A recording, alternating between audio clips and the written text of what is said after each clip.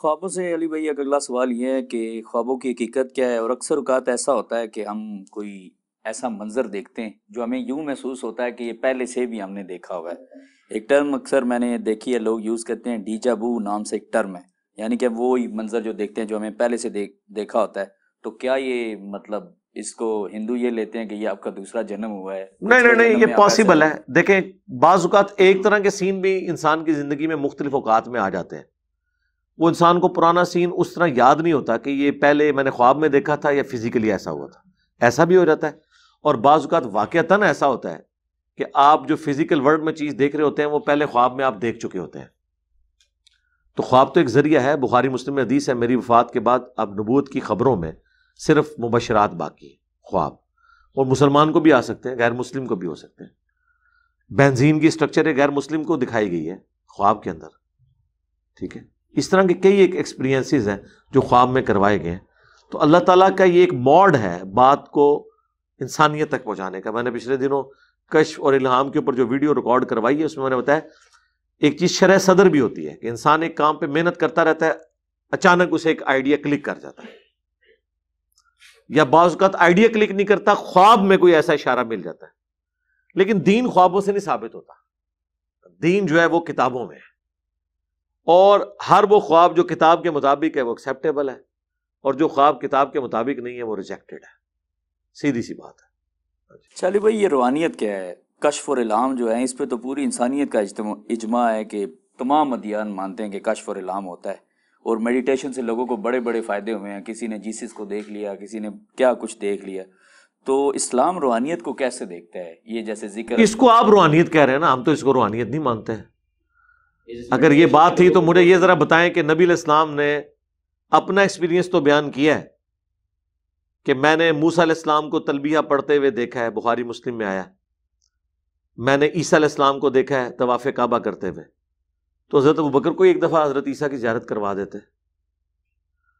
نبی علیہ السلام جب حضرت عیسیٰ علیہ السلام کا حلیہ بیان کر رہے ہیں تو فرما رہے ہیں یہ عروہ ابن مسعود جو ہے ان کو دیکھ لو، بالکل حضرت عیسیٰ کی مثل ہے، اور اگر تم نے ابراہیم کو دیکھنا ہے تو مجھے دیکھ لو، میں اپنے باپ کی شبیہ ہوں، یعنی ہم شکل ہوں۔ موسیٰ علیہ السلام کا بھی اللہ کے نبی نے حلیہ بیان کیا۔ کسی صحابی نے کیوں نہیں کہہ دیا کہ یا رسول اللہ ہمیں بھی کوئی طریقہ سکھا دیں، ہم بھی زیارت کر لیں؟ اس طرح کی کوئی چیز نہیں۔ اور دوسرا اس میں سے نکالنا کیا ہے؟ چیلنج سپوز کسی نے کر کے دیکھ لیا، کیا اس سے کوئی دین ثابت ہو جائے گا؟ مثلا ایک بندہ یہاں ہوا میں اڑنا شروع کر دے اور کہے کہ جی اس میں سے اب میں نے یہ نکالا ہے کہ آندھا کے بعد 2 + 2 5 ہوں گے، تو آپ کیا کہیں گے؟ آپ کہیں گے اڑ رہے اچھے ہو، ٹھیک ہے، اور اڑو، ٹھیک ہے، منار پاکستان پہ جاؤ، جدھر مرضی جاؤ، لیکن بات یہ ہے کہ اس سے 2 + 2 5 نہیں ہوں گے، 2 + 2 4 رہیں گے۔ اس طرح جو قرآن و سنت کی تعلیمات ہیں وہ تو اپنی جگہ رہیں گی۔ یہ کرتب سے کیا ثابت کرنا چاہتے ہیں؟ مثلا ہم لوگوں کہتے ہیں کہ نماز رفع الیدین سے پڑھے، وہ کہتے ہیں تخت بلقیس آ گیا سی۔ تخت بلقیس کے آنے سے رفع الیدین کا کیا تعلق ہے؟ وہ بتانا یہ چاہتے ہیں کہ جو دین آپ ہمیں بتا رہے ہیں نا کتابوں میں، ہم نے یہ نہیں ماننے کیونکہ ہمارے ابے شعبتیں کر لیتے ہیں، ان شعبتوں کی وجہ سے وہ جو دین بتائیں گے وہ ٹھیک ہوگا، آپ کا دین ٹھیک نہیں ہوگا۔ ہم کہتے ہیں پھر رکو ذرا، صبر کرو، ٹھیک ہے، آج رفع الیدین چھوڑ دیتے ہیں، لاؤ وائٹ ہاؤس مارگلا کی پہاڑیوں پہ رکھو، مان لیں گے۔ اور ساتھ یہ پھر بتاؤ اگر نہ لا سکے تو رفع الیدین شروع کرنا ہی، تیرے ہوتے جنم لیا ہوتا، رفع الیدین پھر بھی تو نہیں شروع کرنا۔ تو پھر یہ جو اعلیٰ حضرت فرماتے ہیں کہ ان کو بیداری کی حالت میں نبی صلی اللہ علیہ وسلم کی زیارت ہوئی، اور تو اعلیٰ حضرت کو ہم یہ کہیں گے کہ یہی زیارتیں دیوبندیوں کو بھی ہوئی ہیں۔ وہ کہتے ہیں دیوبند مدرسے کی بنیاد آپ صلی اللہ علیہ وسلم ہاں رکھی ہے نا، تو اعلیٰ حضرت کی مانتے ہیں؟ وہ ان کے تو ماننے والے تو مانتے ہیں۔ اعلیٰ حضرت مانتے ہیں کہ نہیں؟ وہ کہتے ہیں، مجھے انہوں نے اپنے تجربات یار اعلیٰ حضرت یہ مانتے ہیں کہ دیوبند مدرسہ جو ہے وہ اللہ کے نبی نے بنایا ہے؟ وہ تو نہیں مانتے۔ تو پھر اعلیٰ حضرت کو بھی نہیں ہم مانتے، یار بات ختم ہو گئی۔ جو بریلوی سے دیوبندی ہو جائے گا وہ تو مانے گا کیا کہ مطلب اعلیٰ حضرت ٹھیک کہتے تو وہ جو بریلوی سے جو دیوبندی ہو گیا ہے وہ کیا مانے گا؟ ہو سکتا ہے مان بھی جائے، کوئی نیوٹرل بھی ہوتا ہے، وہ تو کہتا ہے دیوبندی اگر بریلوی ہو جائے تو وہ تو نہیں مانے گا۔ وہ کہتے ہیں نا سب کچھ ٹھیک ہے، سارے فرقے والے اپنی اپنی جگہ۔ یہ کوئی نہیں کہتا سرکار، یہ جھوٹ بولنا چھوڑ دیں، کون کے کہتا ہے؟ طارق جمیل صاحب یہ کہتے تھے نا کہ اپنا نہ چھوڑیں اور کسی کا چھیڑیں نہیں۔ طارق جمیل صاحب کو کوئی فرقہ اون کرتا ہے؟ مجھے بتائیں۔ طارق جمیل صاحب کو تو عالم دین ماننے کے لیے تیار نہیں ہے ان کے علماء۔ طارق جمیل صاحب کے سگنیچر سے کون سی ڈگری دنیا میں جا رہی ہے؟ رائے ونڈ میں بھی ان کی کوئی حیثیت نہیں ہے. آپ کیا بات کر رہے ہیں؟ اس طرح کے لوگوں کو یہ اپنی اسٹریم سے باہر نکال دیتے ہیں. آپ بات کریں ان علماء کو جو ڈگریاں دیتے ہیں اور فرقے کے کسٹوڈین ہیں. مثلا مفتی منیب الرحمان صاحب یہ کہیں کہ میرا یہ عقیدہ ہے کہ دیوبند مدرسہ اللہ کے نبی نے بنایا تھا، بات مان لیں گے ہم. اسی طریقے سے مفتی تقی عثمانی صاحب کہیں کہ اعلیٰ حضرت جب روزہ شریف پہ گئے تھے، نبی علیہ السلام نے بیداری میں نکل کے ان کو گلے لگایا تھا. تو اس کا مطلب پتہ ہے آپ کو کیا ہے؟ اس کا مطلب یہ ہے کہ اسامہ الرحمن ٹھیک ہے، ہاں، اور اس کا مطلب یہ ہے کہ دیوبندی مرتد ہے. یہ اپنے قتل کا فتویٰ جاری کریں گے. وہ تو یہ چھوڑ دیں، یہ کہانیاں کرانی چھوڑ دیں. وہ میری وجہ سے آپ تھوڑی بہت اوپر سے سٹیٹمنٹ دیتے ہیں، ہم سارے اچھے. وہ اسی طریقے سے جیسے آپ کو پتا ہے پولیٹیکل لیڈرز بھی نا، جب کبھی کوئی مسئلہ ہوتا ہے نا ان کا، جب انہوں نے اپنی تنخواہیں بڑھانی ہوتی ہیں تو سارے پارلیمنٹ میں اپنی حاضری بھی پوری کرتے ہیں اور وہ ووٹنگ کے ذریعے اس کو بل کو ایکسپٹ کر لیتے ہیں، سارے بینیفیشری ہوتے ہیں. ٹھیک ہے، یہ آپ کو رمضان ٹرانسمیشن میں تو آگے کہتے ہیں کہ سب کے پیچھے نماز پڑھ لیں.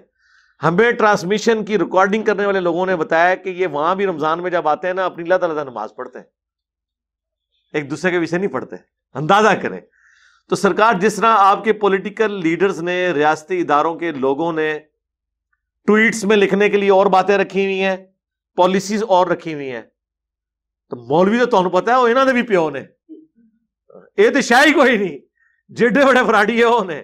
ٹھیک ہے، اندازہ کرو نا جدوں وہ مولوی جدوں کس چیز نو ہاتھ پاندے نے نا، میں آپ کو صحیح بتا رہا ہوں، جہاں ریاستی ادارے اور پولیٹیشین فیل ہو جاتے ہیں نا، وہ کسی مولوی کو ہائر کرتے ہیں کہ آپ بتائیں اس میں ہمیں کیا کرنا ہے. اور حقیقت بات ہے وہ ایسے ایسا جواب دیتے ہیں کہ یہ کوئی کسی کے دماغ میں نہیں آ سکتا.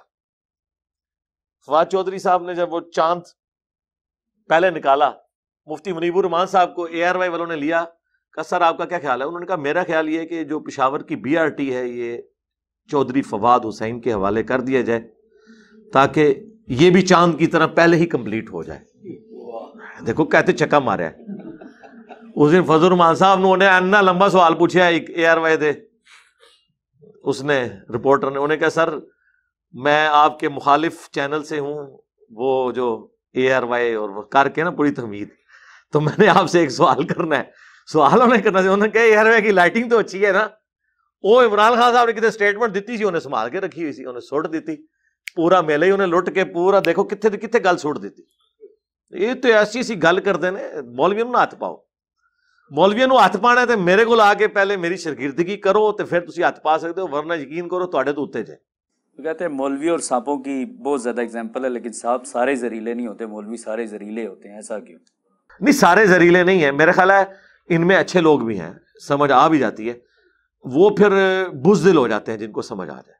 میرے سامنے کئی لوگ ہیں جو سب کچھ مانتے ہیں لیکن وہ کہتے ہیں ہم پبلک میں یہ بات نہیں کر سکتے، ہمیں چھوڑ دیں گے، تو دنیا کی محبت کا وہ شکار ہو جاتے ہیں.